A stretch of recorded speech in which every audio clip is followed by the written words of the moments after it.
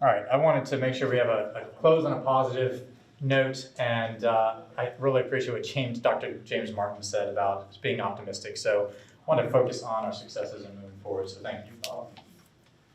Yeah, and some of this will just be review of some of these other talks. Some excellent speakers here at the end. So, yeah, I'm the last one to lose, so that's even worse than right after them, because I'm the only one between them and leaving. So I'll try to blow through this as quickly as possible. Matt was encouraging me. He's like, just do it, just get through it. You got this. All right. So just a little recap of the bad. There's a lot of good in this next 6 or 8 slides, I guess, but a little bit of the bad, and you've heard some of this. Just to put it in context and make you realize the urgency of the situation with a lot of these species. Early successional habitat is still a very small slice of this landscape. We've got a lot of issues, a lot of challenges. Development, that's been mentioned multiple times. Maturing forest, Matt Hurd nailed that one, and timber markets and things like that are all working against us. And we're trying to do a lot of this work in agricultural landscapes, and the efficiency of farming practices, crop prices continue to be high. So we've got a lot of challenges. These populations are still in decline in most of these species. We really need to take some urgent action to stabilize and reverse the trends that we've been seeing. As somebody that deals with these on a daily basis, it's not easy, I'll tell you. It's like moving mountains. A lot of times it's I try not to be too pessimistic, like James said, but sometimes it's hard not to be. But the good news is that we have the knowledge and tools necessary to restore habitat. I mean, we know how to do it. So you've heard a lot of good talks today. I mean, we know what we need, the management tools we need to do, the timing of disturbance, the seed mixes, like all these things have been worked out, and we know what works, and we know that it actually works.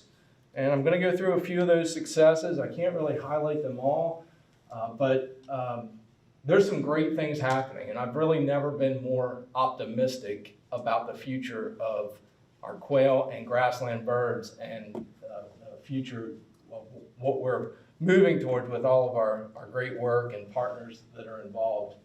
So on our wildlife management areas, both on the Maryland side and on the Delaware side, we've heard from both of those, we're managing thousands of acres of habitat and doing a good job given the limited resources and staff and budgets that we have available.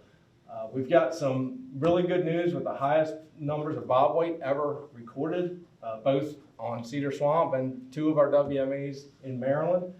And then even beyond the bobwhite range, there's a lot of great habitat out there. If you look at that eBird map that Luke was showing, a lot of these birding hotspots are on our WMAs.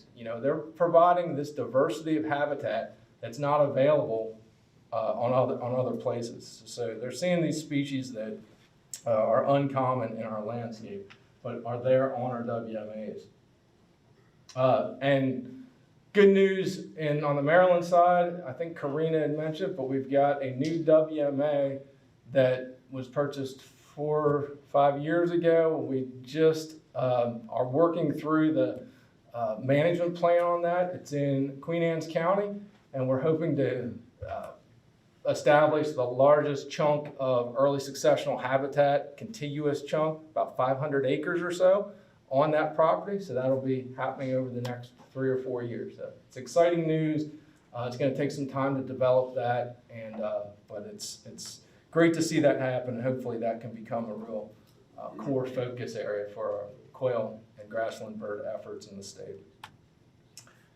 Some other successes. We can't leave out Chino Farms, now called Washington College River and Field Campus. They've been doing great work for decades there. Dan Small and his team continue to manage that habitat really well, and they support about 2 dozen coveys of bobwhite annually, as well as many other declining bird species. So great job there. There's a lot of other private lands that doing surprisingly well, not only with quail, but with other birds. I know that just heard from Tall Timbers that works with a landowner here, and they saw a threefold increase in the number of quail just in the last 2 years. So things are looking up, and got to continue and keep that momentum going. Something that's really been exciting, again, just recently, in the last 4 to 5 years, we're seeing quail show up in places that we really didn't expect them to. You know, it's one of those deals, like if you build it, they will come. We say that a lot, but sometimes we really don't expect it to happen, you know. Our landscape is not conducive to allowing bobwhites to move around. There's a lot of hostile areas, a lot of large crop fields, a lot of mature forest land. So sometimes it is difficult to understand how a bird can navigate through this matrix of inhospitable habitat. But they do it, and they find these properties. So we've got examples on the upper eastern shore and the lower eastern shore. Somebody had asked about TNC.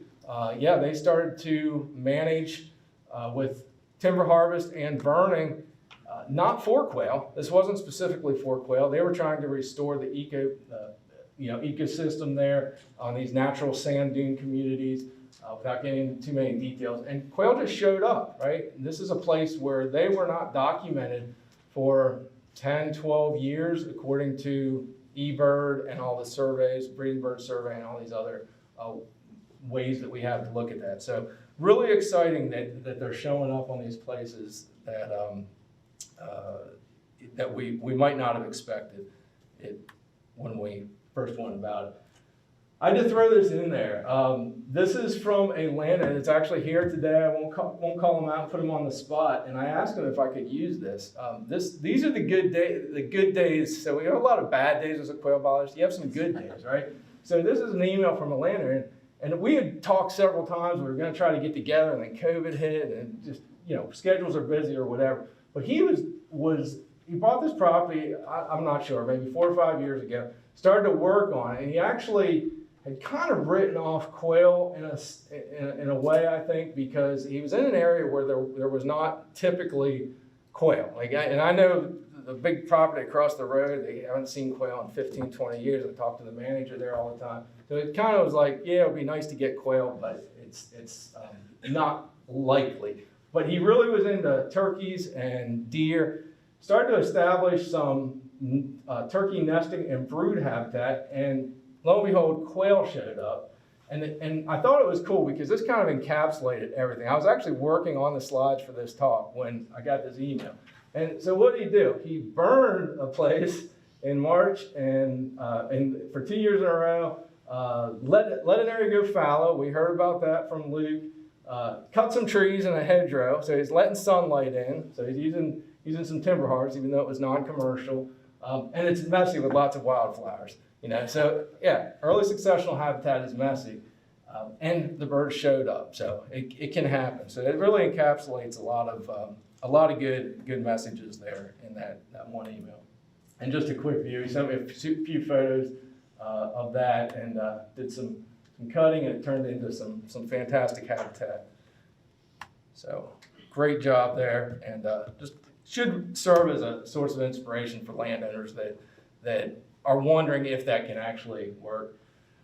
So beyond the on-the-ground successes in getting quail and other birds to use these habitats, I just want to take a minute to talk about the infrastructure that's needed to to move forward. And like I said, I've never been as excited and optimistic in my time here, which is longer than I'd like to admit. Over 20 years now, we've got a lot of good things going on.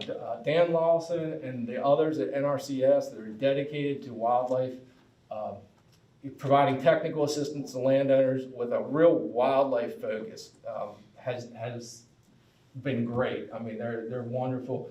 Got increased federal funding with the Working Lands program as well as others. Quail Forever chapter, Eddie and his team there are growing and doing really great things. Aaron Steedy's hired as the new Quail Forever Farmville biologist there to provide technical assistance. Dan Small at the Natural Lands Project, excellent work. Luke at the UMD Extension, man, getting the word out, you know, it's wonderful. Hopefully we'll have some more of these events. Yeah, big news, Jeff's kind of stole my thunder on this one, but yeah, Tall Timbers Research Station just announced that Kyle is coming up here September 1st to provide some help along these lines, both with private lands help as well as some prescribed fire assistance in the region. So that's awesome. And just in general, there is increased funding support for fire, prescribed fire, forest management, you know, kind of from the top down, from, you know, leadership down into, you know, our field folks. They're just getting excited about doing these types of things. And we just need to kind of keep working on it and chipping away. Yeah, so last slide, you know, the future, kind of pick this, the future is bright, okay? So we got some sun, there's some good things happening. It's not too bright though, it's still a little dim, right? But hopefully we can make it really shine. You know, these are large and really complicated issues that we're dealing with today. You know,